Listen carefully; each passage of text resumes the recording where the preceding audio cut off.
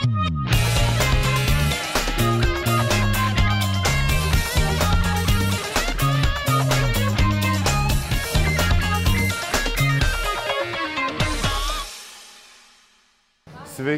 esu Žydrūnas Savickas, stipriausias pasaulio žmogus.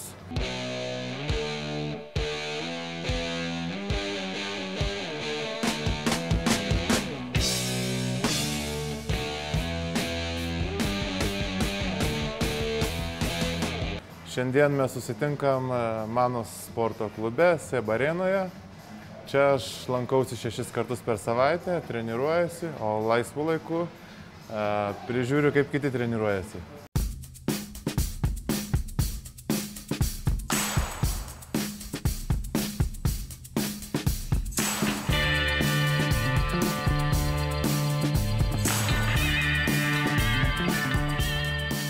Sportuojančiam organizmui reikia gauti daugiau baltymų, daugiau angliavandenių. Mes valgom dažniau, daugiau kartų stengiamės, kad geriau įsisavintų maisto produktai. Aišku, kiekiai galbūt šiek tiek didesni, nes ir mūsų kūno masė yra didesnė. Žydrūnas Savickas kviečia pietų pertraukėliai.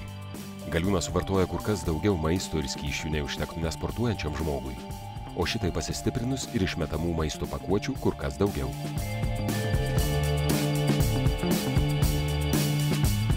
Vanduo yra svarbiausias, galima sakyti, maisto produktas. Žmonės labai dažnai geria per mažai vandens. Dėl to išsivysto daug įvairių ligų, o kada sportuoji ir išprakaituoji daug vandens, tai vandens reikia gerti žymiai daugiau. Aš pats geriu nuo 5 iki 8 litrų per dieną vandens. Kadangi daugiausia geriu vandenį namie iš savo gręžinio, tai šiukšlių lieka nedaug, tačiau kada kažkur būni mieste ir nusiperki, tai kartais, aišku, tenka jau panaudoti ir butelius. Kaip paruošti plastikinius butelius rūšiavimui, kad jie nesimėtytų po ranką ir neužimtų namuose daug vietos? Net ir namuose kaupiant žmogui yra žymiai patogiau, jeigu jisai plastikinį butelį suspaudžia, išleidžia tą orą, jam tiesiog jis daugiau tų butelių gali prisidėti, ar ne? Ir tada vienu ėjimu išmesti. Aš parodysiu jums.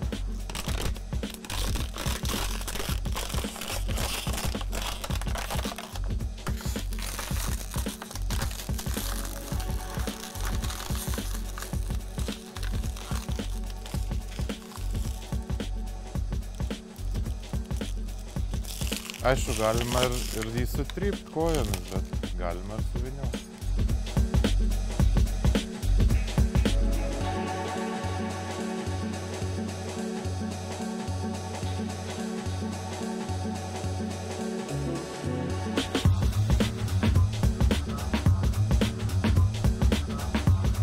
Bet čia, pavyzdžiui, yra popierius tokių padengtų metalų, ne, vidui? Tai kaip čia yra? Negalima sakyti, kad tai yra tas ir tas, tai yra kombinuota pakuotė. Bet šiuo metu Lietuvoje jinai yra vėl perdirbama. Šitą nulupčiau į plasmasės skyrių išmeščiau, o dėl to tai reikėtų pagalvoti. Mes siūlome mesti į popieriaus konteinerius. Kiti atliekų vežėjai esu mačius siūlo mesti į plastiko konteinerius. Na, čia jau kaip jau jie viduj tada pas save susitvarko. Iš esmės didelio skirtumo nėra.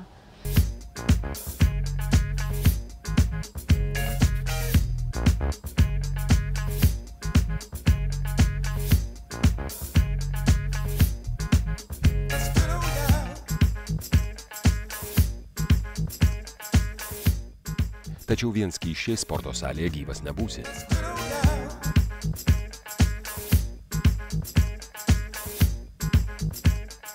Na, jogurtas yra labai geras produktas, toksai, galima sakyti, dietinis. Jisai, mano manimu, gerina virškinimą, yra puikus baltymų ir angliavandenių šaltinis. Ar jogurto pakuotė vertinga ir gali būti išrūšiuojama? Na, indelis prie plastiko, o čia prie popieriaus. Kalbant vėlgi apie visas atliekas, tai yra labai svarbu, kad jos būtų švarios. Jeigu ten nusipirko žmogus, tarkim, kažkokią mišrainę plastikiniai pakuotį, jis valgė tą mišrainę, tai ją turėtų išplauti tą indelį ir tik tada mesti rūšiavimą konteinerį. Jeigu vis tik tai žmogus nenori plauti, aišku, mes jo nepriversim, bet tokiu atveju tada nėra prasmės mesti į rūšiavimo konteinerį. Galbūt ne visi žmonės plauna šiukšles, bet reikia išplauti pakuotę. Plastikas Lietuvoje kol kas prasčiausiai rūšiuojamos atliekos. Perdirbėjai plastikui skirtuose konteineriuose randa net iki 80% neperdirbamų šiukšlių. Tai ir nešvarios pakuotės ir tokios plastiko rūšys, kurios Lietuvoje kol kas neperdirbamos. Aš kartais suvalgau saldumynus, bet tai nėra mano toks, kaip čia, vienas iš tų mėgstamiausių dalykų, arba kada negali praeiti pro saldumynų skyrių. Nebent jau labai būna kas nors labai skanaus ir mane labai nori pavaišinti. Avižiniai sausainiai, iš sausainių tai geriausia.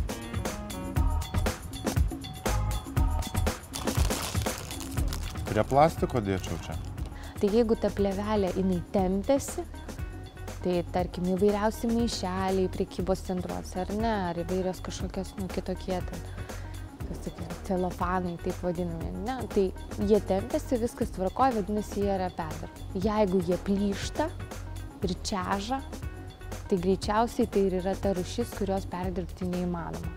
Tai čia galima pasakyti, įvairūs būna pakuojami ir meduoliai, tas čežančias, ir įvairios ir donytės. Metama, žodžiu, šitas yra prie nerūšiuojamų daiktų. Tai galėtų nepakuoti juos nieko gamintojai. Visgi ko nevertingiausias maistas kiekvienam sportininkui paprasčiausi kiaušiniai. Žydrūnas Savickas taip pat vienu ypu jų suvalgo bent 3. Kiaušiniai labai yra gerai valgyti, turi visas maistinės medžiagas ir daug baltymo. Aišku, sportininkai daugiau valgo baltymą, ne trynį, bet ir viskas yra gerai. Tai suvalgius kiaušinius pakuotę, aišku, reikia mest prie popieriaus, o kiaušinio lukštus jau reikia mest prie nerūšiuojamų daiktų. Visas popierius yra perdirbamas, svarbu, kad jisai būtų švarus, neriebaluotas.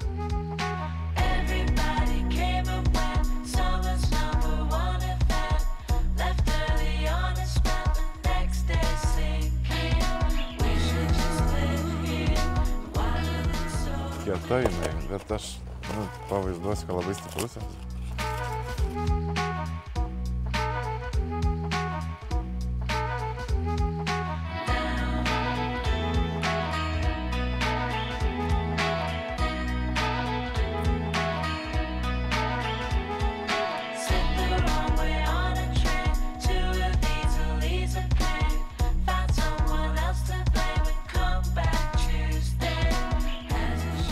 Taip surūšiavus, tai ir šiukšlės rečiau reikia vežti. Vieno konteinerio tinkamai išrūšiuoto popieriaus pakaktų išsaugoti vieną medį. Popierių priklausomai nuo rūšies galima perdirbti net iki 6 kartų. O štai iš 25 2 litrų vandens butelių galima pagaminti dirbtinio pluošto megztinį suaugusiajam.